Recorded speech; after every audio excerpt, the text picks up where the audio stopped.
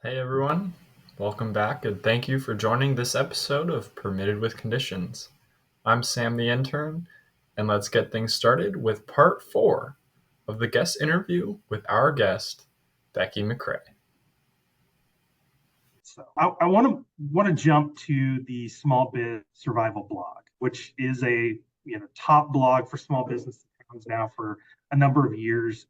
A lot of great content. Yourself, other writers are putting out a lot of great information, and I like it because it's in real good bite-sized chunks that I think people can digest. It's like, here's a couple, 3 or 4 ideas of what you can do in your business, and they're really implementable things.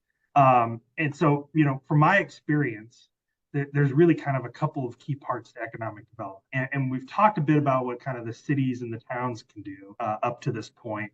But relative to this blog and some of the content that's on there, it's more along there's a lot more content there along what the businesses themselves can do, to not just survive, but to thrive and kind of innovate and grow. And having traveled through a lot of small towns, worked in a few of them, you see kind of how these different communities are. I mean, there's been some fantastic small communities that I've been to that left such an impression on me. Like, we still will talk about our experience there as a family, and it's been 5 years. And like, one example is Bellaire, Michigan. Like, we had just a community of like 1,050 people and had an amazing time there.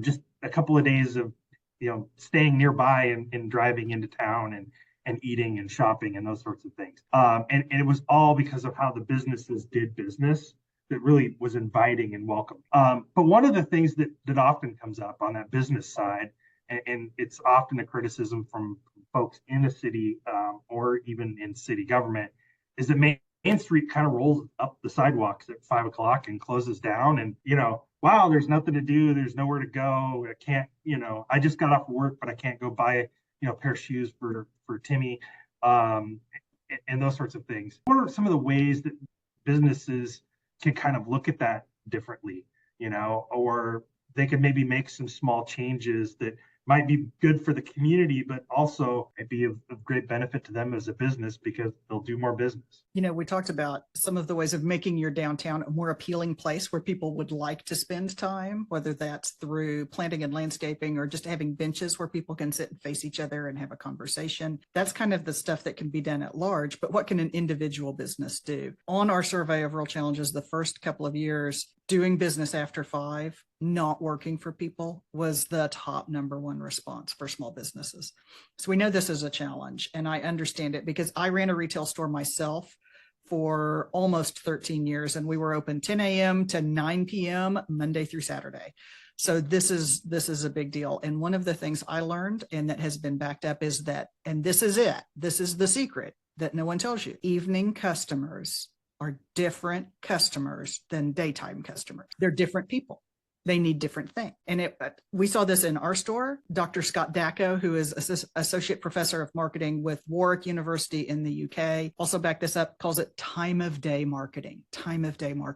So you have to actually learn about your evening customers before you can hope to attract them. You have to learn who they are and what they do by going where they are when they go out in the evening. Are they hanging out at the fitness place because it's the only place that's open? Go find out who they are, pay attention. You have to show those people that they are special, which means finding out the kind of things that they want to buy.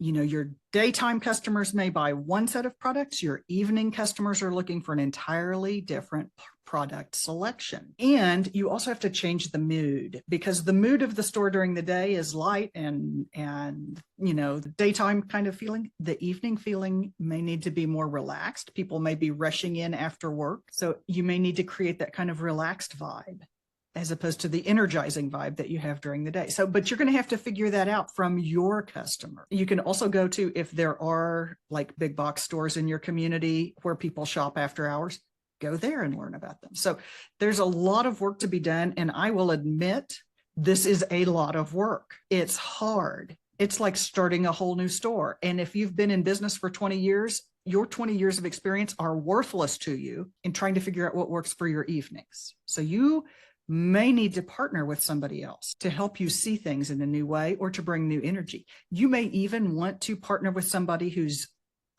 from the demographic of the people who are coming in the evenings, so that they can help you adjust that store based on who's likely to use it at that time. And so moving from the hardest thing you can possibly do, which is like rebuild your store to suit the evening crowds, is to think about events. Now, a lot of people talk about doing like large community-wide events, but there's a lot of places that do concerts in the evenings, but these do not generate shopping. Experiences in Lake Arrowhead, California, they do a huge summer concert series. No one shops. People are not shopping, they're hanging out, and that's fine. Just recognize that maybe you can like get somebody to sign up for your newsletter, but they're not going to buy that evening of the concert. So acknowledge what is true about evening events. Now, one person did come in, and it's actually a comment from Small Biz Survival. A reader named Cindy commented that they tried a program that worked, which was dinner and a movie. So they actually set up tables throughout downtown. They had a dinner, musician performed, and then before the movie started, there's like 40 minutes after kind of the dinner was finished and before the movie starts, and people walked around and they actually shopped. And then they showed a movie on the side of one of the buildings. So you don't even need a theater to do dinner and a movie.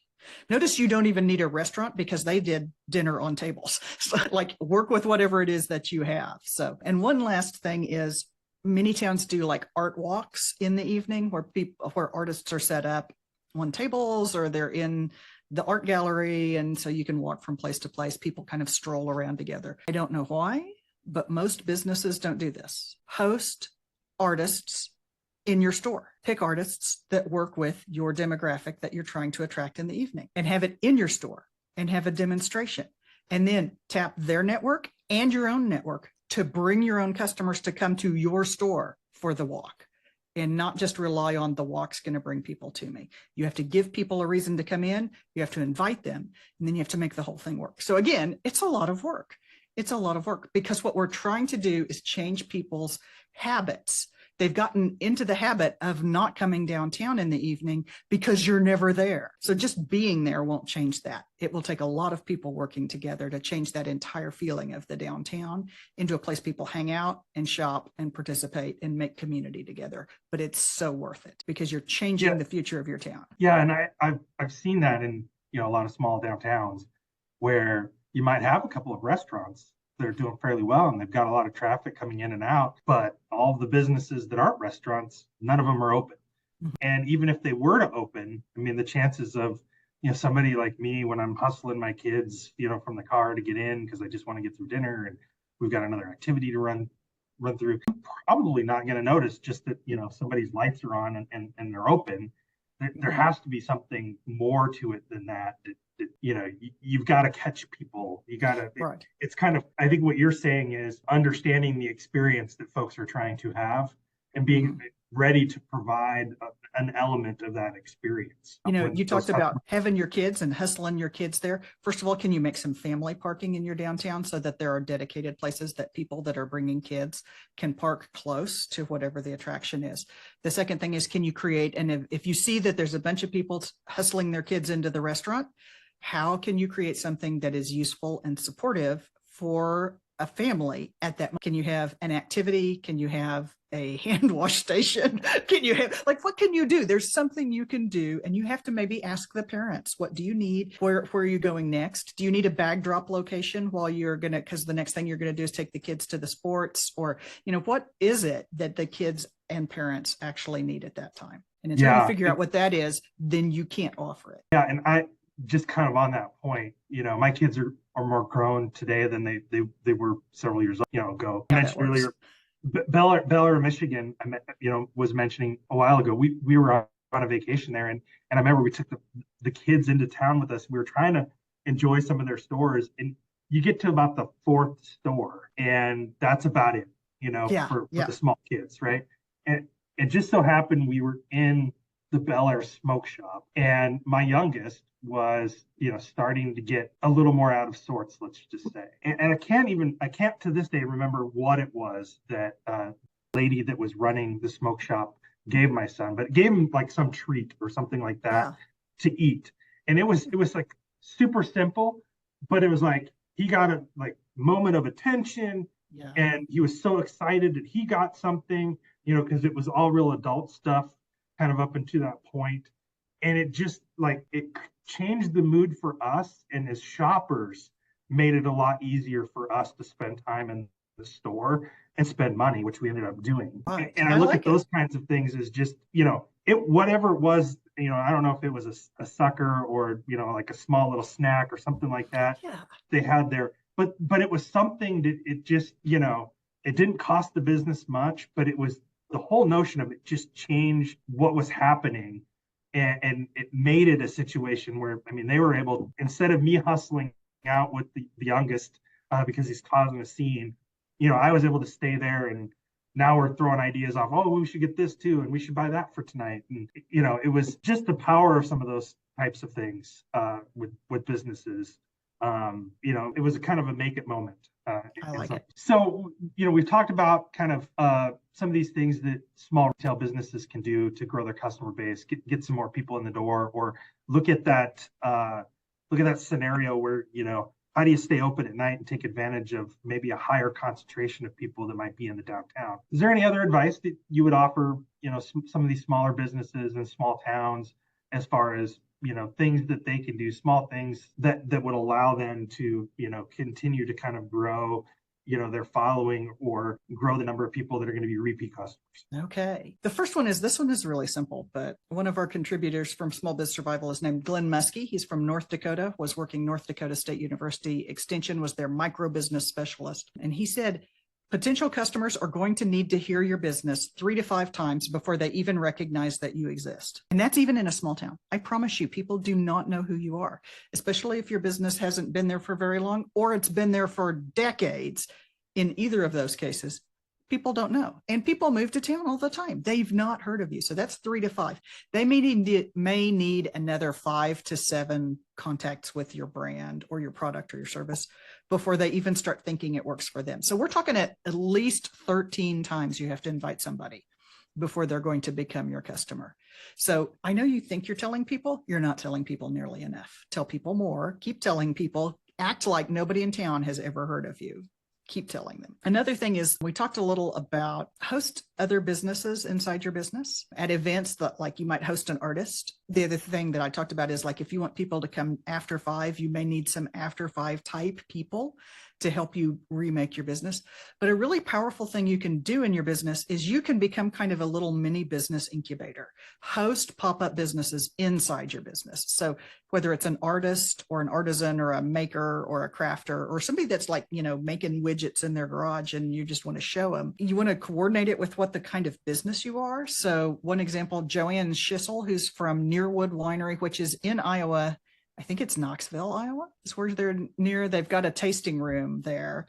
And so they've had crafters set up. So they had a crafter making gift bags that hold a bottle of wine. Absolutely need a pop-up of that in the tasting room at the winery. They've also done book signings by local authors. They've had art exhibits by local artists.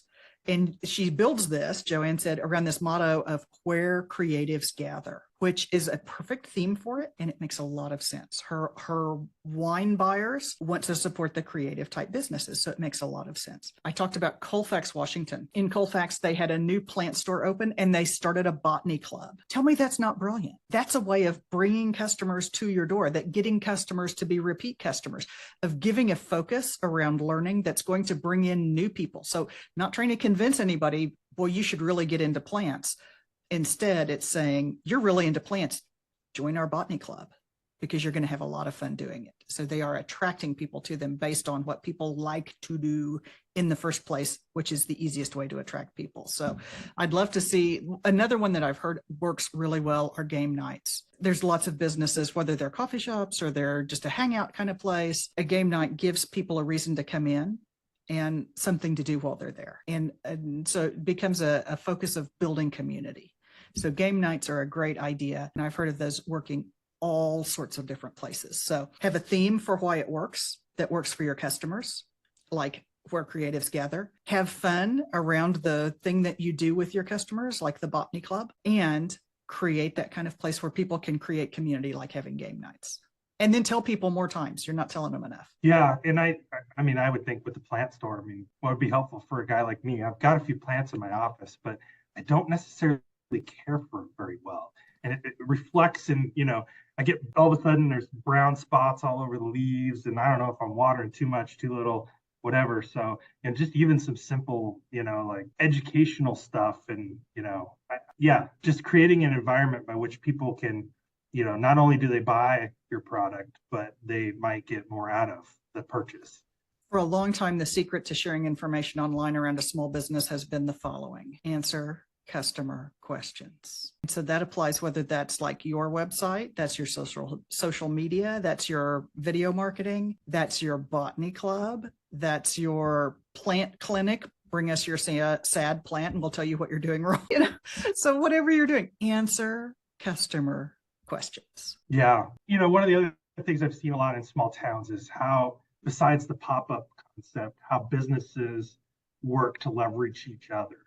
One of the examples I always stood out to me when I was in Iowa, in one town, there was a clothing store next to a restaurant. If you bought a certain amount of merchandise, they would give you a certificate to go next door and have a drink or have an appetizer or something of that nature. And then they would also then throw you on their list of kind of VIPs.